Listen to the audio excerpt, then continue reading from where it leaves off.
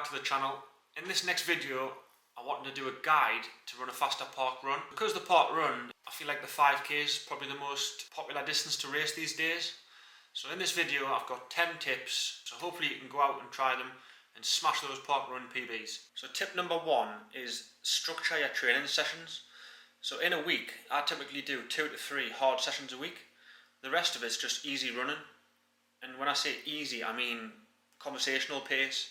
You should be able to hold a conversation with a friend, and if you've got a podcast on, just look like a lunatic and talk to yourself. But for me, as a 15-minute 5k runner, I can sometimes run 650s, probably as slow as 8-minute miles. As long as I'm going really easy and I'm recovered from my hard days, that's all that matters. So try and use the 80-20 rule when doing your training schedule. Basically, your total mileage for the week, you want to be doing 80% of that total mileage easy running, and 20% is a rough guideline of your hard running. So that can include tempo runs, sessions, track sessions, So for example, if you're doing 50 mile a week, to do 10 mile of that hard running and 40 mile easy running. So tip number 3 is do race specific workouts. Running isn't rocket science. Basically, you just need to run at goal pace for as long as you can. And doing a session is a great way of breaking that up and having a little bit of recovery, so it's actually easier to do. And it gets your body used to running that pace. You want to start with shorter intervals, something like 12 by 400 metres off 200 metres jog, and that gets you used to running slightly quicker than race pace. So you want to be hitting maybe 3k pace for this. The week after, 8 to 10 600 metre reps off 200 metres jog. Week after that, move the distance up to 800 and do 6 to 8 800 metre reps off 200 to 400 jog, depending on how much recovery you need to hit your goal pace. A week after that, do 5 to 6 times a k. That's a really good one. It's easy to work out. Every k, if you want to run 15 minutes, you need to run 3 minutes per k. If you want to run 20 minutes, 4 minutes per k. So that's quite a good one to run on the track. The next one would be 4 to 5 times 1,200 metres. So that's 3 laps of the track.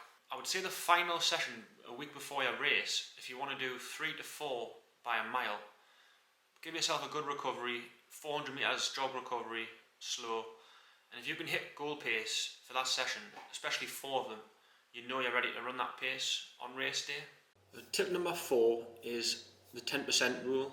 So when increasing weekly mileage week on week, only increase your total volume by 10%.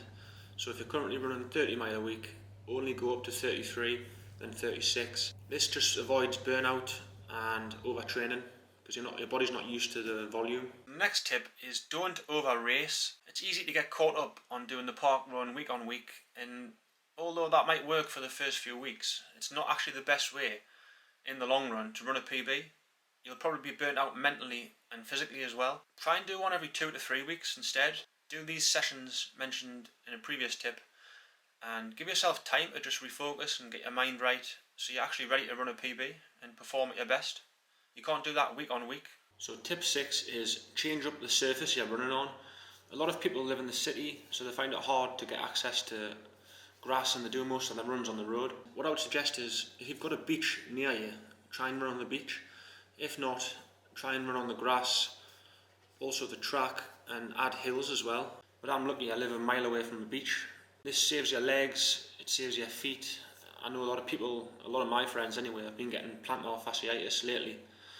And it's just a mixture of running on hard surfaces and constant battering of your feet. So if you don't live near a beach, try and get on a grass field. Also try and get on the track every now and then, and add a bit of elevation in as well. And don't be afraid to keep changing up your shoes. It's always good to have a few different pairs just to keep your feet guessing.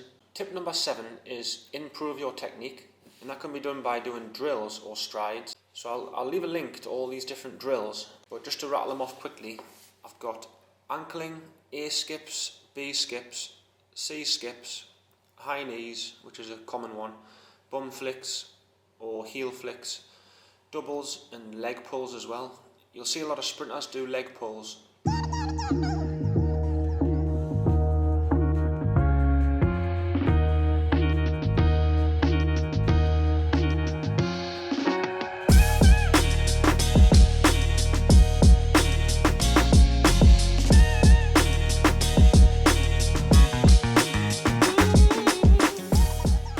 Access to hurdles, it's always a good idea to do some hurdle drills. You see a lot of sprinters and hurdlers obviously, and steeplechasers doing these. I find they're really good for form, and one of my favourite runners is Evan Yeager, and if you see him run, he just looks effortless. It's like poetry in motion. He's probably got one of the best techniques I've seen. Garrett Heath, though, holding him off. He's led the entire way down the home stretch. It's Evan Jager and Garrett Heath. Jager pulling away now on Garrett Heath. Can Garrett Heath respond? Jager, so smooth. This is amazing. Evan Jager, he's going to run out of his mind. 3:32 unofficially. Garrett Heath, 3:34. So tip number 8 is recovery is key. So when you're increasing your mileage and training for a PB, obviously your body's going to be tired, your muscles are getting battered. So the best thing to do is just get more sleep. Your mattress is your best friend. You can use things like Normatec boots and pay a fortune for Theraguns and all these things, but honestly, the best thing to do, which is free as well, is just get more sleep. Try and get at least 7 to 9 hours sleep every night. What I find works best for me as well, if you want to spend a little bit of money, actually invest in getting a good sports massage. Get one every 2 to 3 weeks is enough. I use a girl called Shania in Amble, and she's absolutely great, and it's only £30 for an hour. Usually you're looking at about £50 per hour for a good sports massage, so even if you get one once a month, it's not that much of money to invest in yourself. Tip number 9 is don't be afraid to increase your long run. Try and get your long run up to about 20% of your total weekly mileage. So if you're on 50 mile a week, try and get your long run as a rough guide up to 10 mile, and you'll see huge improvements. Tip 10 and the final tip today is pick a race that's really quick. You want a flat and fast pancake-like course, and the best way to do that is go on the Parkun website and go on the top 500 results and try and find a course that's got a sub 15. A local one to me is the Town Moor. I think the course record is 14:30, so you know that either someone who's elite or it's a fast course because it is fairly flat if it's not windy. And also try and pick a day that's a good day. If it's raining, it's icy underfoot, it's windy, you're not going to run as fast as if it's quite hot. Pick and choose your course, and hopefully the weather's on your side. Living in the UK, it's easier said than done. Well, that's the end of the video. I hope you liked it, and I hope you can take some information from this video and get out there and smash your 5k PBs. If you can like this video, subscribe, and leave a comment below on what you want to see in future videos. Is there anything you want us to do, or guides, or talk about?